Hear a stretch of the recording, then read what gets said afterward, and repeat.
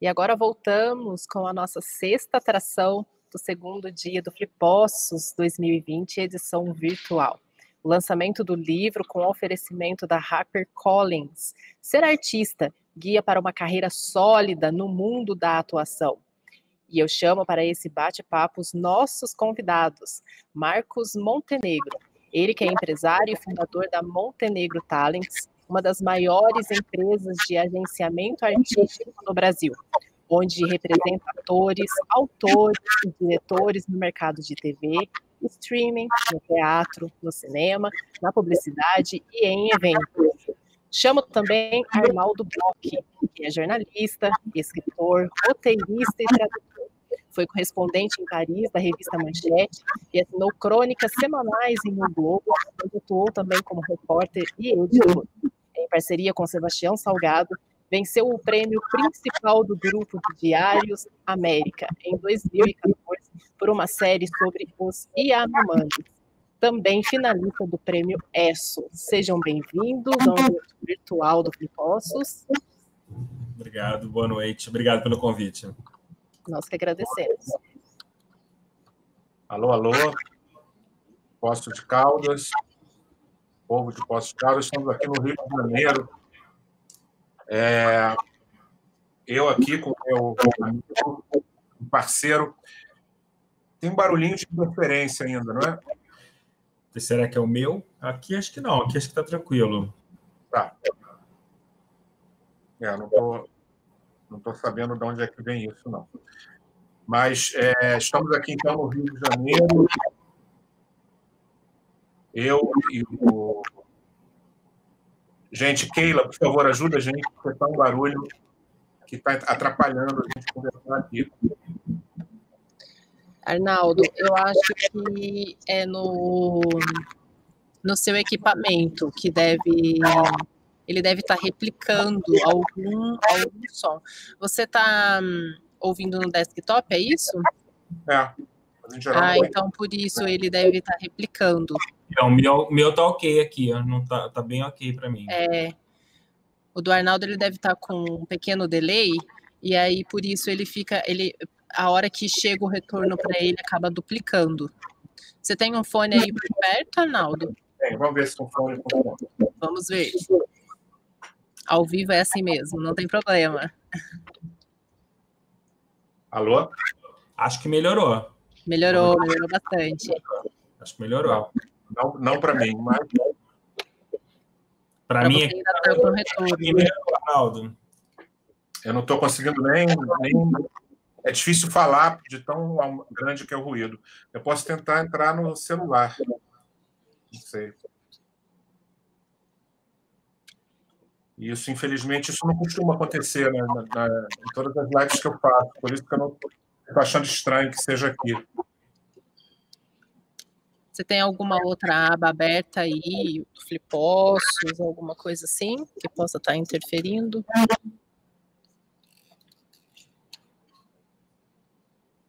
Deixa eu fechar aqui. Alô? Perfeito. Para mim tá bom. Fala um pouquinho para você se ouvir e ver como que tá.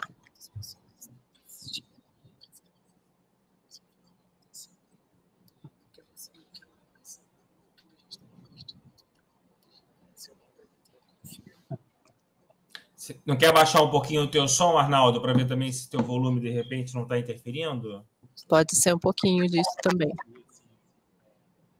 Vou baixar o meu também aqui para ver se pode ser isso. Melhorou alguma coisa para você? Alô? Melhorou?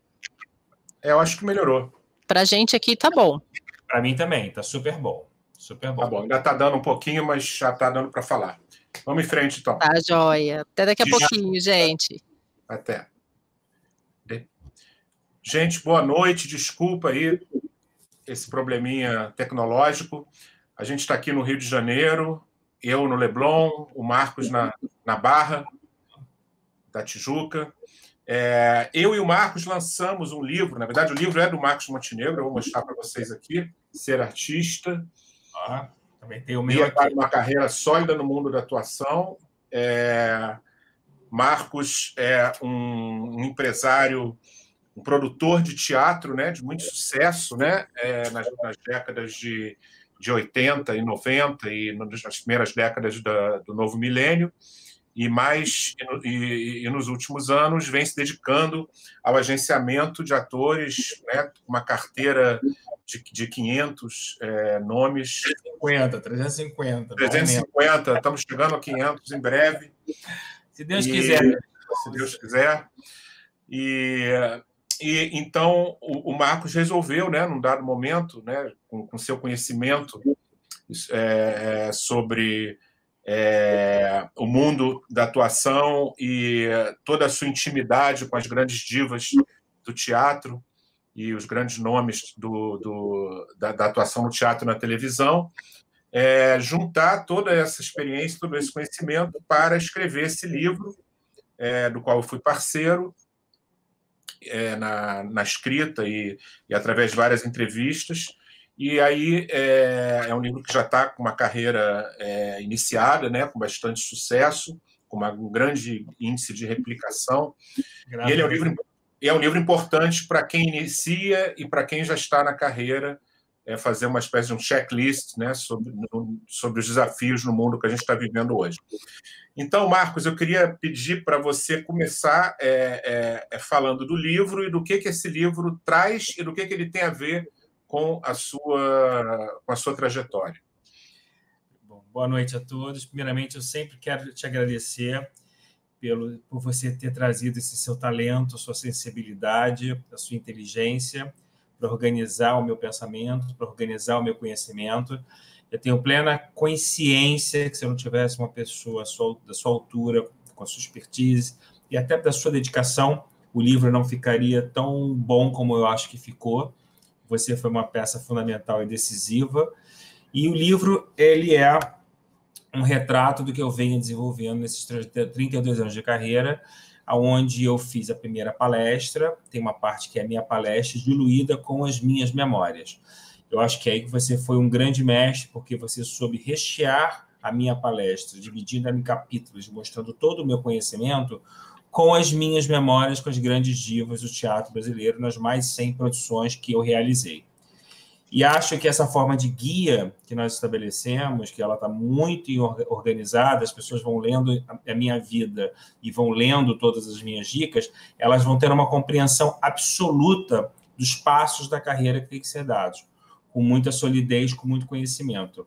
É por isso que o livro vem tendo uma aceitação muito grande, não só entre a classe, mas principalmente também aonde eu quero chegar, que são nas escolas de teatro. Ele já está sendo adotado em várias escolas de teatro, né? E tem gente já fazendo tese em cima dele, e todos os grandes profissionais que executam a arte de atuar já estão usando ele como referência. Então, eu tenho certeza que depois que uma pessoa que está na carreira, seja ela muito experiente ou pouco experiente, ela ler o Ser Artista, com certeza tem um legado aqui que ela vai se reorganizar em algum momento da vida dela baseado no livro da gente. Então, eu acho que o livro tem essa missão. Não vejo um produto desse no mercado, não conheço. A minha história é muito singular, porque eu sou um agente que trabalhei com 90% dos grandes atores do Brasil e com 100 produções nas costas. É difícil você achar um profissional que tenha essa expertise e que una essas duas profissões tão diversificadas, que é o empresariamento e o produtor.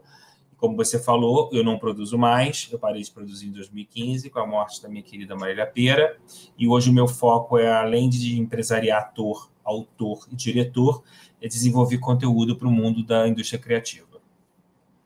A palavra conteúdo vem bem a calhar, porque um dos pontos assim nevrálgicos nos quais o Marcos Montenegro toca nesse livro é o conceito de que sucesso não é só você estar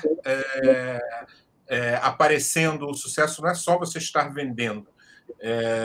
Sucesso não é apenas difusão. Sucesso é algo que se relaciona com o conteúdo do que você transmite e com o seu conhecimento, a sua formação, seu estudo, né? Essa visão de sucesso, que é uma visão mais, eu diria, holística, né? Eu queria que você, Marcos, definisse o que é para você sucesso dentro desse mundo hoje que a gente vive tão fragmentado? Bom, baseado na minha experiência do que eu vivi, nesses 32 anos, eu fui criado, né, eu entrei no mercado com 17 anos, eu fui criado com as divas, e com os divos, brincamos assim, que sempre priorizaram o quê? A formação e o conteúdo. O sucesso era uma consequência. Essas pessoas todas com quem eu trabalhei, que são os grandes, e trabalho de grandes nomes, eles não buscavam o sucesso pela projeção simplesmente do nome ou da imagem. Eles buscavam uma realização profissional e artística, consequentemente a execução era primorosa e o sucesso aparecia. Com isso, eu desenvolvi o mesmo método na maneira de pensar e de executar. Né? Eu primo pela formação e primo pelo estudo. Por isso que todos eles produziram grandes espetáculos, né? Quando jovens de cara, todos eles tinham uma formação muito grande, falam muitas línguas, estudaram nas melhores escolas, então tinham consciência dos bons autores, sabiam fazer uma ótima análise de texto, primaram por grandes montagens, com grandes qualidades, trabalhando com os maiores autores e diretores do mundo. Então, essa escola eu herdei. Então, hoje, o meu pensamento do sucesso, na verdade, é a consequência do bom trabalho. Não me interessa o sucesso instantâneo e imediato, simplesmente pelo sucesso, pela aparição da imagem, né, e por uma explosão sem fundamento. Isso, para mim, não tem jogo, não tem troca. Eu gosto da coisa pensada, construída, e como eu falo que o mundo é do conteúdo atualmente, como nunca foi, porque quando eu comecei minha carreira só tinha 5 televisões abertas. Hoje você tem um mundo da indústria criativa que vai muito além da TV aberta, da TV a cabo, do streaming, da internet, do cinema e de outras plataformas que surgirão. Então, o conteúdo ele passou a ser fundamental, né? Porque quem tiver um bom conteúdo vai ter uma possibilidade de projeção muito maior e as peças de autoria, de direção e de ator, o Brasil tem tantos talentos que você equaciona isso fácil. Agora, um bom conteúdo, ele exige estudo, ele exige sacação, ele exige um olhar, ele exige um conhecimento. Então, acho que a gente está realmente caminhando para essa nova era. Assim como esses grandes atores, né, na sua geração, tiveram um grande olhar e conteúdo para determinar e fazer do teatro, né, o seu celeiro com a melhor qualidade possível. Né? Nós temos hoje, no histórico deles de cada um, todos fizeram os grandes autores nacionais e internacionais e com uma absoluta maestria. Né? Claro que com a chegada da televisão as coisas foram mudando, com o fim da rádio, e eles levaram todo esse conhecimento e essa qualidade artística para a televisão, porque foram eles que fizeram as grandes novelas. Eles apostaram na dramaturgia, eles fizeram a história da televisão. Se hoje nós temos essa projeção mundial das novelas, né, que construíram a maior televisão da América Latina, que é a TV Globo, é fruto do trabalho deles, dessa repercussão que nós temos da novela extremamente bem executada. Uhum. Eu te perguntaria, eu sei que é uma pergunta que contém, de alguma forma, o livro inteiro, mas o que uma pessoa que está começando no mercado hoje, com o que ela deve se preocupar para não se perder nesse labirinto, né, que é esse mundo do sucesso instantâneo, esses caminhos que às vezes são ilusórios, né? Quais são, assim, se você pudesse resumir, né? Claro que sem se estender tanto, porque a gente tem pouco tempo, mas qual é o caminho para não cair numa armadilha e não se perder rapidamente nesse novo mundo? Eu acho que hoje nós temos algumas vantagens que antigamente nós não tínhamos. Claro que o primeiro passo que eu acho que todo ator tem que buscar é um agente. Né? Eu sei que não é fácil, eu sei que não é todo agente que, inclusive, que investe em novos talentos, que é o meu caso, que eu invisto, né? Mas nós não somos tantos profissionais do mercado assim, e temos, sim, agentes maravilhosos e temos agente muito picareta, tem que tomar muito cuidado. Mas quando você tem um casamento saudável com um bom agente, isso já é um bom começo. Hoje tem uma vantagem para o ator, que ele tem as plataformas digitais que nós não tínhamos no passado. Então, ele tem como ser visto se ele tiver um bom cadastro no elenco digital, se ele tiver um bom cadastro no site da Marcela Tchberg e da Cibele Santa Cruz, se ele tiver um bom cadastro no UPA. O que é um bom cadastro? Não adianta você só colocar uma foto qualquer e um currículo qualquer. O serviço é automatizado. Os produtores de elenco, eles pesquisam o tempo todo pelo perfil.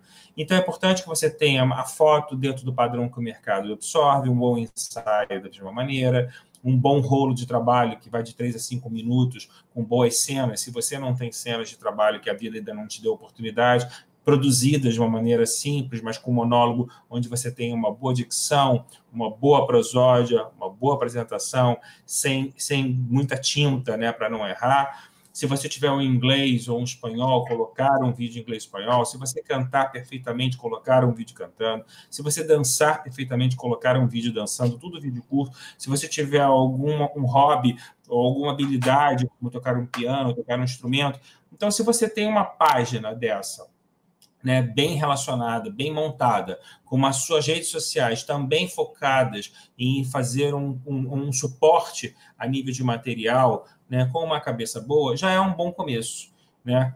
E antes disso, e como eu sempre falo, sem ser aventureiro, vai estudar primeiro. A gente não tem que fazer faculdade para virar médico, não tem que fazer faculdade para virar engenheiro. Vai fazer uma escola de arte dramática, vai fazer o curso da Célia Helena, vai fazer a Cal, vai fazer a Martins Pena e outras faculdades mais que existem, né, para que você primeiro não é só descobrir se você tem talento ou não, para ver a sua vocação e a sua formação.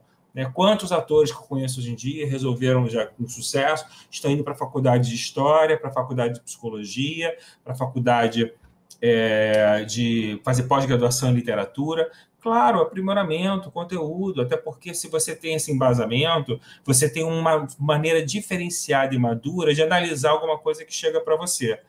Então, eu acho que a primeira etapa da vida é estudar, né? E ver realmente, às vezes você tem o talento e não tem a vocação, né? Porque eu sempre falo, talento e vocação são duas coisas muito distintas e muito importantes. Você pode ter o talento, mas se você não tiver vocação, a sua carreira não anda, porque você se perde. Se você tiver a vocação e tiver um talento mediano, eu acredito no aprimoramento. Eu sempre dou o exemplo do Sérgio Brito, que ele, quando começou a carreira dele, ele não se achava um grande ator, nem era classificado como um grande ator. Porém, o talento dele era tamanho, ele tinha a vocação dele era tamanho, ele foi um excelente produtor, um excelente diretor, um homem de teatro, porque ele foi aprimorando a carreira dele e ele virou um grande ator. Né? Então, e o carisma é aquela velha história que a gente não descreve, é uma coisa que nasce com você, é aquele brilho natural.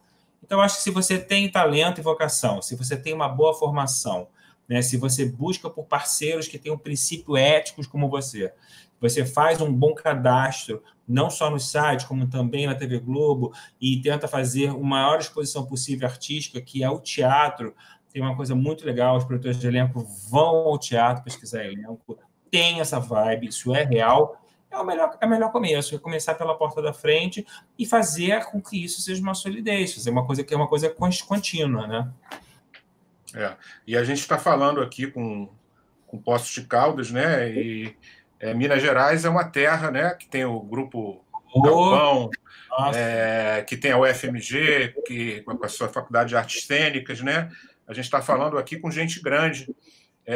E é interessante que todas essas possibilidades são sempre grandiosas, fazem parte do leque, né? Você pode se formar numa grande companhia, você pode se formar numa faculdade de artes cênicas, num curso de formação, ou também fala.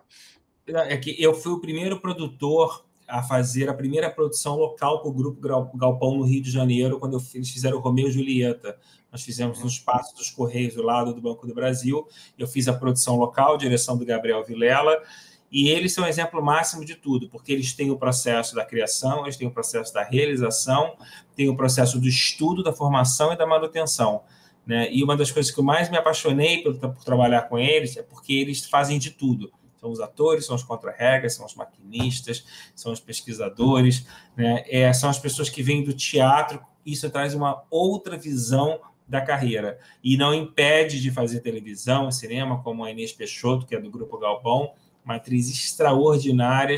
Ela já fez 4, 5 novelas da Globo, mas eles não deixam nunca de focar no trabalho de pesquisa, de todo ano apresentar um projeto, né, com total seriedade. Eu acho o Galpão a referência absoluta do estudo da formação no Brasil. Legal. O Marcos falou, né, sobre a importância de ter um agente, mas ele é bastante generoso, porque esse livro aqui, né, já é um bom pedaço do que né, do que o Marcos ensina para os seus clientes, né? E é um livro que contém, além de grandes lições de vida e de exemplos práticos e de exemplos, eu diria, de caráter emocional, espiritual, né? Ele tem também um capítulo que a gente chama aqui, é um livro em 3 atos, né? Como a estrutura do teatro, e ele tem um capítulo que se chama Intervalo, com dicas dos alguns dos maiores nomes de todas as áreas que envolvem a produção e a atuação. Então, uma coisa muito interessante nesse livro é que ele traz a noção de que você não precisa ser uma estrela, né, para encontrar o seu lugar dentro da vasta gama de atividades que tem nessa profissão. Até tem um capítulo muito interessante que se chama A Vida é um Estágio, né? A vida é um grande estágio.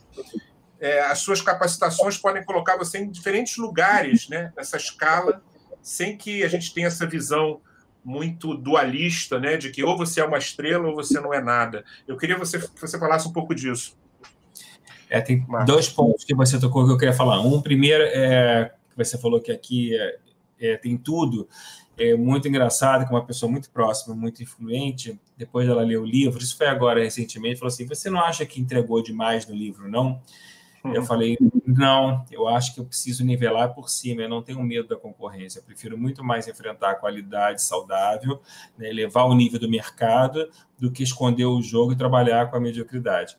Então, assim, eu acho que o livro realmente ele retrata bem a realidade do que é bom para o mercado.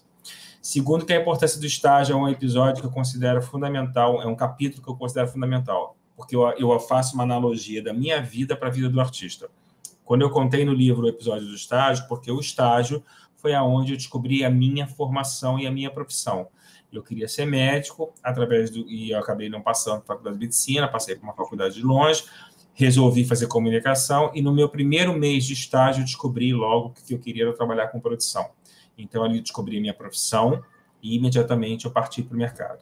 Hoje, eu faço uma analogia da minha vida para o artista, porque eu acho que todo artista tem que estagiar no mundo das artes, naquele cenário que ele se encontra, para que ele possa até perceber se ele pode ampliar ou não as possibilidades dele de trabalhar no mercado.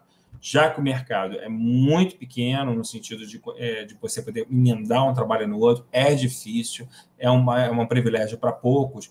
Eu acho muito bom quem tem uma coisa na manga, né, dentro do universo, né, para poder, nos momentos de vacas magras, nos momentos mais difíceis, poder ir equacionando a carreira. E através desse pensamento, vários artistas que trabalham comigo acabaram, inclusive, hoje migrando de forma definitiva ou não, ou simultaneamente, né? São atrizes que viraram autoras, atrizes que viraram diretoras, ou autores e diretores, gente que trabalha com cenografia e atua, gente que compõe e atua, porque essa é a grande vantagem do estágio. Se você trabalha numa produção, você aprende como se desenvolve todo o processo. Primeiro, você fica uma pessoa mais generosa, até na maneira de pensar e agir e cobrar, porque é muito difícil produzir, é muito complexo, é muito burocrático, né? Ainda mais num país como o Brasil, um país terceiro mundo, que o incentivo cultural é muito pequeno ainda. Então, é tudo duplicamente mais difícil.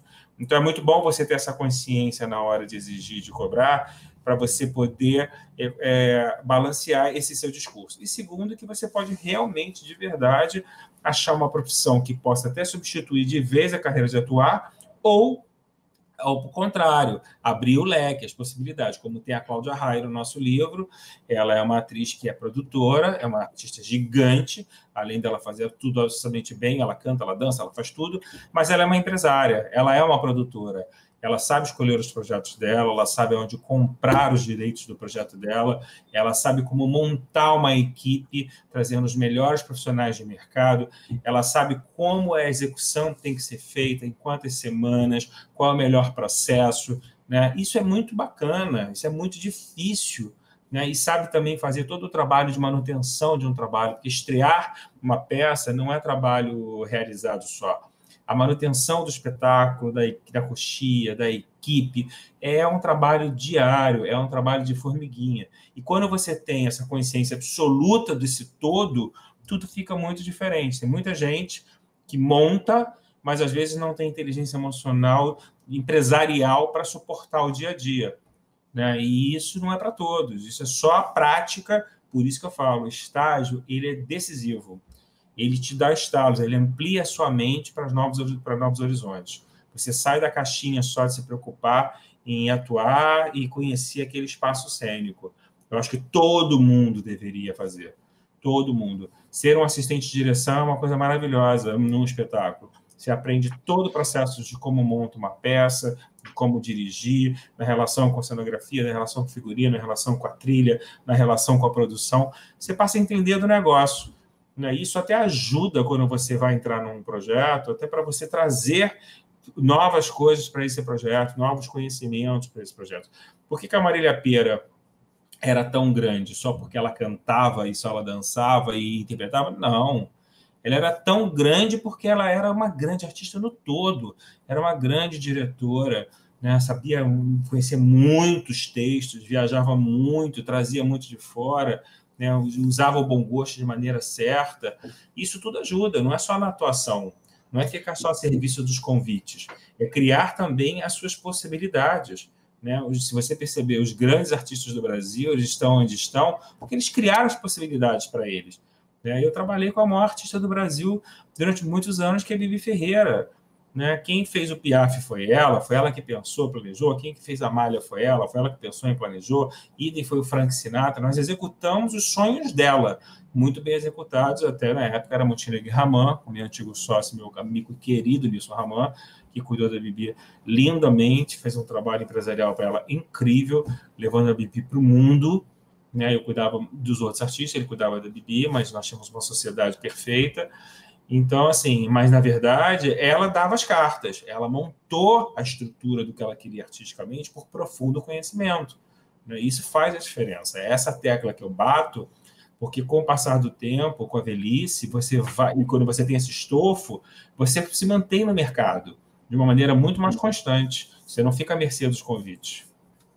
A gente está numa época agora, né, em que a gente nunca sabe quando é que a gente vai ter o pleno funcionamento de novo, né, dos palcos físicos e muitas vezes até dos palcos eletrônicos, porque é só agora que a gente está retomando as gravações, assim mesmo com muito cuidado, né, e mesmo no cinema. E aí, se a gente observar, você fala muito no livro e sempre nas suas falas, nas suas palestras, sobre as celebridades instantâneas, que na verdade não são, muitas vezes não são artistas, né? E não têm formação e vão se extinguir rapidamente. Por outro lado, dentro desses meios eletrônicos, muita coisa interessante está surgindo, né? Você vê como é que a Porta dos Fundos veio, né, dessas mídias alternativas para o mainstream, né? Agora. Então, como é que você enxerga nesse mundo que a gente não sabe amanhã se a gente vai poder sair à rua ou quando é que a gente vai poder de novo? Como é que nesse mundo o artista se cria? Olha, são vários pontos importantes. Acho que tudo que quando é bem usado e bem pensado, ele tem um grande resultado, como você falou do Porta dos Fundos, né? Mas vamos voltar um pouquinho. O público tem uma tendência a classificar artista e digital influencer com celebridade como todo mundo no mesmo bolo. Então, hoje, uma pessoa que tem 10 mil seguidores, que é um grande digital influencer, ele é considerado artista, uma celebridade. Ele não é um artista, ele é um digital influencer, é uma outra questão. Você pode até ser um artista e digital influencer, né? Tem atrizes maravilhosas, tem 30 milhões de seguidores, 40 milhões de seguidores, elas são altamente influentes e elas exercem a carreira dela com muita função. O que eu costumo dizer é que a tecla que eu venho batendo há muito tempo é que nós temos que começar a incentivar o processo do agente transformador. Essas pessoas todas que têm esse poder todo, se elas fossem um agente transformador, nós teríamos uma revolução cultural no país. Imagine você que todo jovem digital influencer tivesse um pouquinho da vida dele dedicada às artes. Que revolução que nós teríamos no processo de educação desse país, né, através da música, da literatura, do teatro, da dança, que ele influenciasse a sociedade para isso. Então, eu acho que nós temos uma grande ferramenta na mão, nós temos uma grande oportunidade de transformação, o que falta, na verdade, é uma vontade. Acho também que a pandemia nos mostra, né, independente da questão econômica, porque eu sempre falo, é muito difícil você suportar a pandemia com problemas econômicos. Tem gente que não conseguiu sobreviver. Eu, infelizmente, eu tenho amigos que não atravessaram a pandemia economicamente de maneira saudável, e tenho muitos amigos que conseguiram, por exemplo, no meu caso, eu consegui, mas é muito difícil. E acho que quando as pessoas que estão na pandemia e têm essa economia saudável, tem um lado aí muito interessante, que é o lado de pesquisa e conteúdo, que ampliou muito. Nós mesmos passamos por isso. O livro foi lançado no meio da pandemia. Quando a editora me propôs lançar no meio da pandemia, eu me assustei. Eu falei, como assim? As pessoas só pensam em combater o vírus e ninguém quer gastar dinheiro e ninguém quer buscar nada. Foi pelo contrário, as pessoas realmente partiram para ler e para ver a minha campanha Arte Salva, Cura, Educa e Resiste, para consumir as séries, consumir os filmes. Tanto que o mercado de leitura ampliou 30% a 40%. Então, nós podemos utilizar, inclusive, essa ausência dos palcos para um processo de pesquisa e de estudo de conteúdo. Eu ampliei muito, inclusive, as minhas possibilidades, né? O teatro começou a achar um caminho online. O teatro, que tanto precisava da presença, ele começou não só a ter um processo de estreia de espetáculos inéditos e criados para isso, com novas experiências, com novas vertentes, como também a fazer a sessão dos espetáculos gratuitamente que já foram filmados no passado. Então, nós todos estamos nos reinventando, na verdade, é uma reinvenção.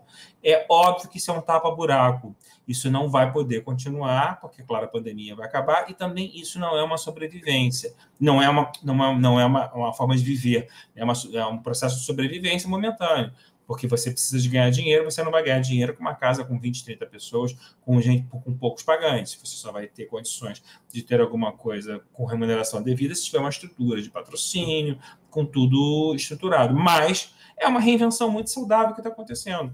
Quem souber levar tudo isso para o lado positivo vai crescer muito, por um lado.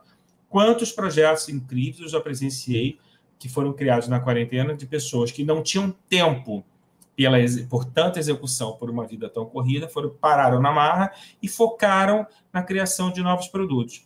É a vida novamente mostrando para a gente novos caminhos através da dor, né? É um processo que quem souber transformar consegue atingir metas bastante interessantes, né? Estágios bem, bem significativos. Como é que você imagina que isso vai se refletir quando o mundo abrir de novo? Imaginando que ele vai... O grande problema quando o mundo abrir vai ser a ansiedade das pessoas que querem voltar rapidamente e elas entenderem que a gente ainda vai ter um tempo que não é curto, é um tempo longo, para botar em prática tudo que acumulou. É como se fosse uma pandemia 2. Voltar tudo ao normal não quer dizer que é emprego imediato, que é o mercado. Não, porque é tanta coisa que se parou, né? No dia 15 de março, nunca mais esqueço isso, eu chegando de Portugal, o mercado extremamente aquecido, né? E quase 80 contratos interrompidos do dia para a noite. Isso está voltando muito paulatinamente, muito devagar. Mas é uma percepção errada do mercado, as pessoas acharem que é vacina, imediatamente tudo volta ao normal. Não, não é assim. Primeiro que tem que ter uma certeza da vacina mesmo, né? Que a vacina vai ser eficaz, vai produzir. Segundo, que tem muita coisa para botar em ordem de tudo que está parado. E essas pessoas que estão paradas são contratos que já estão fechados no ano passado. E no final do ano passado e no começo desse ano. Então, essa volta, ela é uma volta de muita ansiedade, não é uma volta fácil, é uma volta onde as pessoas estão realmente precisando sair de casa e trabalhar, mas, ao mesmo tempo, elas vão ter que dobrar a paciência dela, porque esses projetos eles precisam entrar em prática para começar a surgir novos projetos, para começar a surgir novas possibilidades de trabalho para quem não estava escalado naquela época, né? Então, assim, tempos difíceis ainda nós vamos enfrentar, temos que ser maduros quanto a isso. Agora, eu não sou uma pessoa negativa e também não sou um otimista, esperançoso, ideológico. Acho que nós temos hoje no Brasil uma indústria criativa muito ativa para acontecer como era para estar acontecendo, né? Ano passado tivemos uma Netflix bastante interessante e ativa, com uma tendência crescente, né? A Amazon chegando de uma maneira bacana, agora a Disney chegou, a HBO Max vai ampliar, né? A junção da TV Globo vai com certeza provocar uma Globoplay mais ativa, aí vai ter a volta do teatro, o cinema que ainda está muito indefinido, nós temos um caminho do streaming indo para o cinema, mas isso, com o passar do tempo, com a normalização dos projetos, acredito que em um ano, a vacina, eu acho mesmo, de verdade, podemos ter um 2022 bastante interessante. Bem Agora, bom. Não ainda no 2021, não. Essa projeção que você está fazendo, como é que ela se relaciona com a questão política e das políticas públicas para a cultura que a gente vê que estão minguando de maneira quase provocativa, né? E destrutiva por parte do governo federal? Aí é a tristeza absoluta, porque assim, tudo que eu estou te colocando, graças a Deus, não depende dessa visão calhorda e medíocre que nós estamos passando do governo em relação à cultura. Né? Graças a Deus, a iniciativa privada, né, com dinheiro de dentro, dinheiro bom e dinheiro de fora, que é um sistema que está acontecendo e vai acontecer independente do governo. Agora, os meus colegas produtores, eu sempre digo, se eu fosse hoje um prototeatro, eu morreria de fome.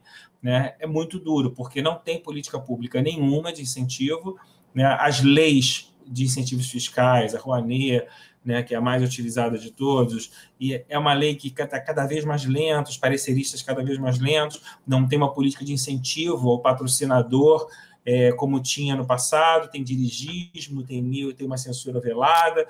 Então, essas pessoas, elas estão padecendo. É muito triste o que acontece. Os editais, os valores são muito pequenos, regras absurdas, completamente irracionais. O que acontece, que eu tenho visto, é o bom teatro surgindo de incentivos de dinheiro próprio, né, com recursos próprios dos atores, que era como era no passado. Mas para produções pequenas pode funcionar. Como semana passada eu fui ver presencialmente, com 20 pessoas na sala, há 20 anos em cartaz, a Clarice Nisquier fazendo Alma e Moral? Alma e Moral. Eu fui ver pela 5ª vez, eu sou completamente apaixonado. E é lindo a Clarice Nisquier conquistar tudo que ela conquistou com o espetáculo que ela levantou por recurso próprio, com criação dela, em cima do livro do Hilton Bonder, e sobreviver até hoje. Mas é um privilégio para poucos. O teatro não vive de monólogos. Né? As companhias do passado, elas se sustentavam sem patrocínio, lá no passado mesmo. Hoje em dia não é impossível. Os custos são altíssimos, o aluguel de teatro é altíssimo, a manutenção de uma folha é altíssima e não tem público suficiente para pagar para isso. Então, só pode existir com patrocínio.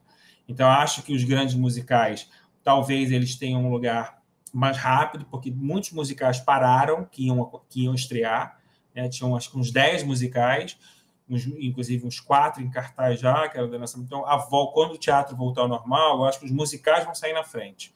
Primeiro, porque muitos já tinham captado, muitos pararam a temporada na primeira, segunda semana, e então assim, eu mesmo tenho muita gente já nos musicais que virão ano que vem. Então, acho que esses vão ser os primeiros.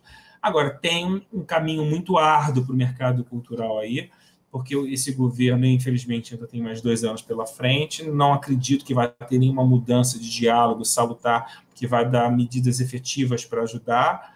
Pelo contrário, eu acho que esse desgaste vai ser muito grande. E, graças a Deus, a indústria criativa do Brasil, tirando o cinema, que passa pela Ancine, com dinheiro incentivado, esse é mais penalizado, com certeza. A Ancine está parada, nada acontece. O que tem produzido de cinema é projetos aprovados no passado, o streaming entrando. Mas tem uma indústria criativa aí muito ativa que independe do governo para isso, graças a Deus, que é o que vai segurar. É bonito em todo o discurso do Montenegro, que é essa sua questão central, né? Voltada para o teatro. A gente vê que esse grito, essa preocupação está relacionada com o teatro, e no teatro é onde tudo começa, né? Como sempre o Montenegro faz questão de dizer, e onde tudo começou na vida dele, né? Para a gente voltar um pouquinho para um registro pessoal e emocional de memória, o avô do Marcos Montenegro era um ator, começou como ator de cinema mudo, né? Conta essa história para a gente. Inclusive se chamava Arnaldo, tinha o meu nome. É seu nome. Uma coisa que eu fui descobrir depois. Uma sinergia absoluta. O meu avô era ator de cinema mudo, ele era um apaixonado pelo teatro, ele ia ver todas as grandes vedetes do Brasil, tem uma história ótima. Avô ou bisavô? Bisavô. Pai do meu avô, Mário Calvão. Né? E ele fez o primeiro filme de cinema mudo no Brasil, o Livro de Carlinhos. eu tenho esse composite que é com as fotos dele do passado, e ele era um apaixonado pelo teatro. Era um homem que ia ver todas as vedetes e sentava na primeira fila. Ele era carequinha, as vedetes beijavam sempre a careca dele, ele chegava em casa com as marcas de batom, mas parece que a minha bisavó super aceitava isso. Eu acho que ali é o meu DNA, pela minha paixão pelas artes, começa bem ali, acho que é ali que vem. Depois passando pela minha avó, que era a mulher do meu avô, que era o neto dele, que era o filho dele, perdão. A minha avó era uma apaixonada pelas novelas, e foi ela que me levou para ir ao teatro com meu irmão muito cedo, na minha primeira peça, que foi Memórias de Sargentos Milícia, o primeiro musical que eu assisti profissional com 11 anos de idade. E é o que eu sempre falo, essa paixão que eu tenho, que eu devo ela muito mais ao meu irmão, que na verdade o meu irmão que começou essa formação de me levar para ver as grandes estrelas do Brasil. Então foi ele para Piaf, para ver Ritmo Renault com a Natália Tive fazendo Ensina-me Viver. Ele me deu essa formação. E eu também fui numa escola que primava muito pela arte. Eu assisti toda a obra da Maria Clara Machado com a Lupe Gigliotti, no teatro. Então, eu acho que a família brasileira é muito responsável pela formação dos seus filhos, né? Essa equação, inclusive, deve ser feita: menos internet, menos rede social, mais livro, mais série e mais teatro, porque isso é que faz a diferença. Isso entrou no meu DNA, entrou na minha vida, entrou no meu sangue. Eu fiquei um apaixonado por arte, e aí eu segui, né? E a vida é feita dos bons exemplos e dos costumes. Como é que você vai botar uma criança para gostar de teatro se ela não tiver acesso ao teatro? Uma coisa que eu lamento muito hoje em dia, e eu comecei minha carreira produzindo teatro infantil. Eu fui um grande produtor de teatro infantil de qualidade. Eu fiz grandes montagens, ganhei o prêmio Coca-Cola com a Alibaba, eu fiz os desenhos animados, eram grandes produções. Hoje você não tem mais produção de teatro infantil. Eu não vejo uma criança, uma mãe falando, vou levar o meu filho. Tudo que tem é muito pouco. Então, na verdade, nós extinguimos com as bases. E eu acredito no contrário. A Natália Timber que fala sempre, como é que você pode dizer que não gosta de balé, ópera e música clássica se você não tem acesso? É só dar acesso que você vai gostar. Eu nunca mais esqueço quando nós fizemos, o Municipal fez o Projeto Aquático, a Ana Botafogo. Eu trabalhei com a Ana Botafogo muitos anos, minha grande amiga, e ela foi dançar o Zorba na praia do Arpoador, 150 mil pessoas para assistir o balé. Né? O que era o Projeto Aquários, aquelas óperas que eram feitas ali na Quinta da Boa Vista, né? Quantas pessoas iam ver? O povo quer cultura, o povo quer cultura boa, o povo quer acesso. Quantas vezes eu fui, através da Ana Botafogo, eu criei esse hábito de assistir aquela programação da Orquestra Sinfônica, que era da Petrobras, domingo de manhã no Municipal, às 11 horas da manhã. Para mim era um programaço. Acordava, ia para o teatro ver 1h30 de espetáculo, depois eu saía para almoçar, né? E eu e tinha dias que o ingresso era R$1, né? Popular mesmo. Lotado o teatro, lotado. Quando eu vi o Ariano Suassuna fazendo a sua palestra show no Teatro Municipal para 2.100 pessoas de todas as categorias, e todo mundo completamente apaixonado pelas histórias incríveis. Quer dizer, o povo ama a cultura, é só ter acesso, né? Você não pode não dar acesso. É desumano você não dar acesso à formação. E a gente está no momento em que os próprios teatros estão na penúria, né? Você está falando do Municipal, né? Quer dizer, esses grandes palcos, né?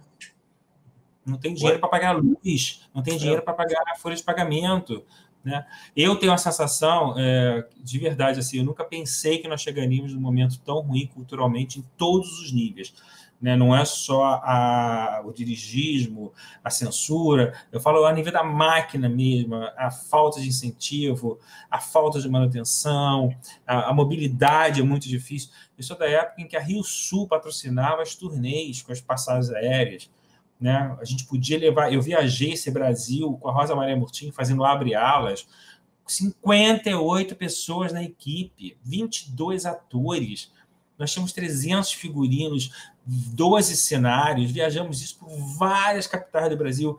Eu te confesso que eu não sei como é que eu fazia. Hoje, se eu parar para pensar, eu não entendo, porque né, 2 caminhões, E é tão prazeroso você chegar em cidades que não têm acesso à cultura facilmente, que não têm possibilidade de vir aos grandes centros assistir esse espetáculo, poder proporcionar esse tipo de espetáculo para a gente que tem essa dificuldade, né? Era uma coisa, eram tempos, eu parece que eu vivi outro mundo, né? E não tem tanto tempo assim. Eu estou falando de 1999, 2000, nós estamos em 2021. Efetivamente era um outro mundo, né, Montenegro? A própria tecnologia digital.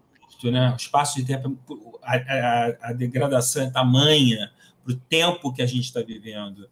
A degradação e também a velocidade da tecnologia, né?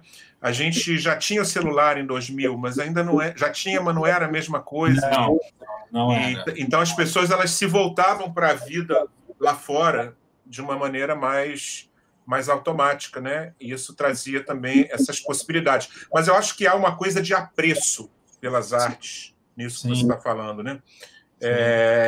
Você falou da Ana Botafogo na Projeto Aquário, você falou municipal lotado, como enche o coração da gente, né, quando a gente está num lugar em que o povo, de uma maneira plural, está dividindo com as cabeças cultas, entre aspas, a mesma emoção. Né?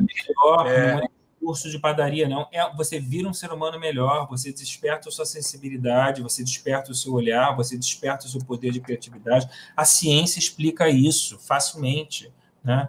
E eu não entendo como isso não é uma prioridade dentro de um processo de formação escolar, por exemplo. Sabe? A gente não pode ter a mediocridade de não aceitar isso. O mundo inteiro trabalha dessa maneira. Olha a Europa inteira fazendo isso. Olha os Estados Unidos inteiro fazendo isso. As universidades e escolas de arte são altamente revolucionárias. Né? As pessoas vivem muito bem, sim, disso. Por que nós não podemos? Nós temos capacidade para isso. Temos mão de obra e inteligência, né? E suficiente para fazer isso. Eles diziam que a gente não ia saber fazer musical igual a Broadway. Nós fazemos musical igual a Broadway. Dizem que a montagem da Dana Summer, que eu vi na Broadway há 1 ano e meio atrás, que a montagem do Miguel Falabella no Brasil é melhor que a da Broadway. Me disseram que a montagem do Hair, do Charles Miller e do Claudio Botelho, foi considerada melhor que a da Broadway. Eu vi ano passado que eu tinha Anissete Brunet, eu tinha Meirelles fazendo uma Pippin, uma montagem incrível. Então, assim, nós temos tecnologia, temos mão de obra, temos capacidade, temos conhecimento, temos que ter vontade política e temos que ter, sim, a sociedade conosco. A sociedade também tem que fazer a sua parte. Né? É muito fácil, às vezes, a sociedade acomodar os seus smartphones nas mãos das crianças e não levarem ela para o mundo da formação. Isso eu acho que é uma coisa que tem que ser pensada, estudada e planejada pelas famílias. Legal. Gente, para quem...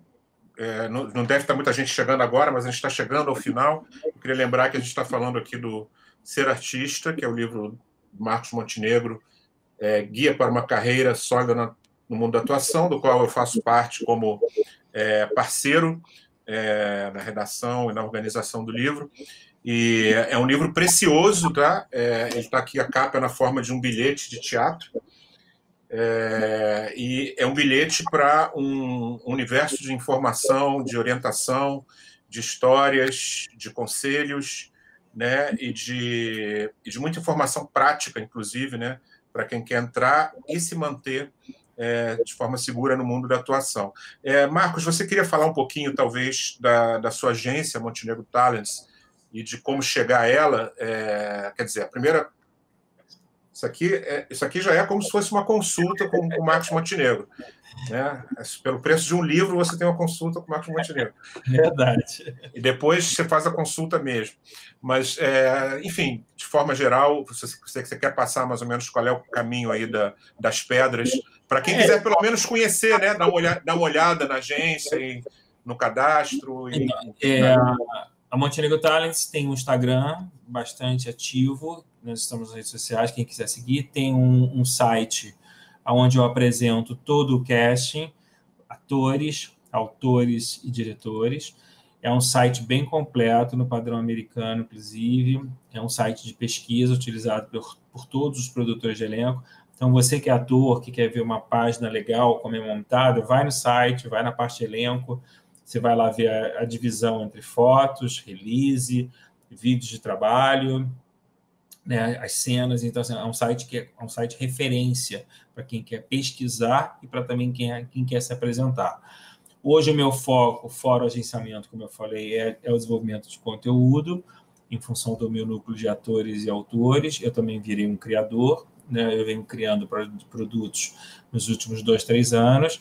É uma meta sem volta. Eu cada vez mais irei criar e cada vez mais eu irei batalhar por esse tipo de projeto. Eu virei um mundo acadêmico muito consistente. As minhas palestras eu faço no Brasil inteiro, atualmente estou fazendo online, que é a palestra que eu agora chamo Ser Artista. Antigamente era Como Construir uma Carreira Sólida no Mundo da Atuação. Agora a palestra chama só Ser Artista, que é um resumo, na verdade, desse livro e das minhas memórias. Eu faço atendimento artístico uma vez por mês, com 5 pessoas, são 5 aulas particulares, eu não posso fazer todo sábado porque eu não aguento fisicamente, então uma vez por mês eu tiro um sábado para isso. As pessoas podem agendar com a Karina, minha produtora, lá no meu site tem todas as informações de e-mails e telefones. É uma possibilidade que eu proporciono de pessoas do Brasil inteiro que querem uma orientação artística pessoalmente comigo. Então, essa é uma outra meta. E qualquer artista profissional que tenha DRT, que queira mandar material para a nossa análise, nós estamos abertos. Eu tenho um e-mail lá também no site, que é o e-mail do contato@montenegrotalents.com.br. A gente sempre analisa o material e o nosso critério de seleção é um critério muito básico. Primeiro é ter talento, segundo a gente gostar, e o terceiro é não ter muita gente no mesmo perfil. A gente evita ter muita gente no mesmo perfil. Como então, assim? Por exemplo, podem surgir 3 meninas lindas, lourinhas, talentosíssimas, as 3 cantam, mas as 3 são muito parecidas. Eu escolho uma delas. Né? Eu prefiro ter uma loura, uma morena, uma negra, uma ruiva. Né? Então, assim, a gente tenta equacionar para não ficar todas no mesmo perfil, até porque o mercado sempre tem essa diversidade, eu acho importante. Não é uma regra 100%, é óbvio que não é. Às vezes a pessoa está num momento muito bom de carreira e quer trocar de agência, ou então me quer como parceiro. É óbvio que eu posso abrir uma exceção ou outra, mas o critério básico que a gente adota é esse. E eu mesmo, assim, eu gosto dos novos talentos. Ontem mesmo eu fiz uma contratação do vencedor do programa Talentos da TV Cultura, o Fábio Galvão, um ator de 25 anos, extraordinário. Ele já vem dos musicais, ele veio surpreendendo no programa, ele ganhou o programa e eu contratei ele. Então, assim, uma vez a cada 6 meses, eu estou sempre chamando um novo talento, fazendo essa renovação, que eu acho que é muito saudável e que precisa, né? A gente que está no mercado, que tem uma certa influência, precisa também ajudar aqueles que têm talento. Agora, como eu falo hoje, quando eu fiz o Abre Alas com o Charles e com o Cláudio, com a Rosa Maria Moutinho, o primeiro musical grande da minha carreira, depois da Blue Jeans, tinha 300 pessoas no teste, me lembro como se fosse hoje, eu botei anúncio no Globo. Hoje, quando eles vão fazer um teste, você tem 6, 7, 8 mil candidatos e um nível técnico altíssimo, né? Tanto nível de dança quanto nível de canto. Eu volto a dizer, né, o Brasil virou o país dos musicais, nós sabemos fazer igualzinho, nós temos mão de obra suficiente para fazer muitos musicais. Eu fui ver o espetáculo N em São Paulo, com o Miguel Falabella e com a Ingrid, tinham 7 menininhas protagonistas, mas uma melhor que a outra. Quando acabou o espetáculo, claro que eu sei que todas têm stand-in, mas eu não sabia que cada uma tinha 2 stand-ins. Então, na verdade, a Marcela Tchberg, que é a melhor produtora de elenco do país, ela tinha selecionado 21 meninas, todas no mesmo perfil, para fazer aquelas 7 ruivinhas. Quer dizer, você vê que nível que nós chegamos. Você ter 21 meninas num único espetáculo, que eram 3 elencos de 7, porque tem que fazer... tem o conselho tutelar, tem uma série de regras lá dos idades menores, dos idades menores, e você tem 21 meninas que cantam, dançam, sapateiam e altamente competentes. Né? Então, essa é a prova de que nós estamos extremamente preparados para isso. Que legal. E aí a pessoa passa a fazer parte do seu cadastro, né? No momento que ela é contratada. E mesmo quem não entra, eu faço um cadastro. Legal. Que é uma direta, que eu passo a dar informes quando eu acho que é importante, né? Para que eu não posto no Instagram. Às vezes eu recebo um curso interessante de um profissional que eu acho que é referência, e ele oferece um desconto para quem vier por mim, aí eu divulgo esse curso para essas pessoas, né? E eu já tenho lá uns 2, 3 mil atores cadastrados ali. E a gente tem E a gente tem vários cadastros aí no país, né, que você aconselha. Aqui no livro a gente tem dicas de cadastros gratuitos. Quem não tem um bom cadastro não está no mercado, não existe. Então, o primeiro passo é ter um bom cadastro, porque hoje está tudo automatizado, tem que ter cadastro. Legal. Estamos a 3 minutos do final. Marcos, queria então... A Keila já voltou aqui, né, para lembrar. Gostou, Keila, da conversa? Muito boa, Arnaldo. E o nosso público? O público estava aqui, nós tivemos um ótimo público, não tivemos perguntas, estou até aqui checando, estou abrindo novamente para dar uma última checada, tem o pessoal comentando aqui, maravilha, dando sinal de positivo, que gostaram aí da conversa. Bacana, passa para a gente depois. Legal. Marcos, você quer dar um último recado aqui? Queria agradecer mais uma vez, primeiro, a nossa editora, que é uma editora maravilhosa, a HarperCollins, uma editora que aposta na gente, que nos dá toda a estrutura para fazer o melhor trabalho possível. Eu acho que você, Arnaldo, já é um autor consagrado, eu, um humilde autor iniciante, não poderia ter estreado melhor. Então, não poderia deixar de agradecer, e também porque a HarperCollins que trouxe você para mim, e é uma alegria constante. E eu adorei participar da Flipos, principalmente para essa experiência do mundo online. Que bom, né? Que bom que a gente achou esse caminho, que as feiras literárias estão acontecendo. Eu acho que elas são decisivas. Eu sempre falo que quando eu cheguei com a Thalita Rebouças na primeira vez na Bienal e vi 5.000 crianças gritando Thalita, eu te amo, e amando a Thalita pelas histórias dela, me dá sempre a sensação de que esse país tem um futuro. Então, realmente, eu acho que através das feiras, através da leitura, a gente pode transformar esse país num país melhor. Eu não tenho dúvida disso. Legal. É engraçado, né, que a gente olhando aí a Keila com esse quadro aí no fundo, esse flip chart, essas câmeras, fica parecendo que o público está lá fora, né? Dá uma impressão, assim, de que tem um... Olha, mas independente de tudo, Arnaldo, eu adorei conversar com você. Eu achei que a gente estava se devendo essa conversa. Achei que foi uma análise, uma catarse que nós fizemos do nosso livro, né? Isso é a prova de quando você tem afinidade e um bom conteúdo, tudo funciona, tudo certo. Legal, vamos fazer outros. Obrigado também, eu agradeço aí a nossa oportunidade e, enfim, Keila com a palavra aí para se despedir. Legal, pessoal. E aqui, realmente, eu estou aqui no ambiente da NUB, né? Nós estamos no prédio da NUB, que é a nossa parceira na realização do Flipostos 2020. Aqui é uma empresa super tecnológica, com pessoas jovens. Então, por isso que vocês estão vendo aqui atrás, né? Nós temos aqui as câmeras. Aqui do meu lado tem uma outra equipe trabalhando na sala principal, temos o palco. Tudo montado aqui, mas a nossa missão é sempre, com certeza, fomentar a cultura no nosso país, a leitura e também o consumo dos nossos livros, né? Nós somos um país rico em escritores, em produtores de conteúdo, então nada mais saudável para todos nós em fomentarmos essas questões. Então, por isso que nós estamos aqui. Eu quero agradecer, então, em nome da GSC Eventos e da NUB, Aprendizado Sem Barreiras, aos nossos convidados, Marcos Montenegro e Arnaldo Bloch, e também a HarperCollins, que promoveu esse encontro. Agradeço também aos nossos patrocinadores, BDMG Cultural e Editora Sextante, a parceria cultural do Sesc Minas e Senac Minas, ao apoio cultural da TEG Experiências Literárias, EPTV Sul de Minas e Móveis Trevisan. Agradecemos às editoras e expositores. Aproveite o intervalo para visitar a nossa feira virtual. Nossos expositores estão com promoções especiais para o nosso evento. E a nossa próxima atração será às 19h30, Literatura e Espiritualidade. Exu não é diabo, com Alexandre Cumino. Espero todos vocês. Até mais, Marcos. Até mais, Arnaldo. Obrigado, gente. Obrigado a você.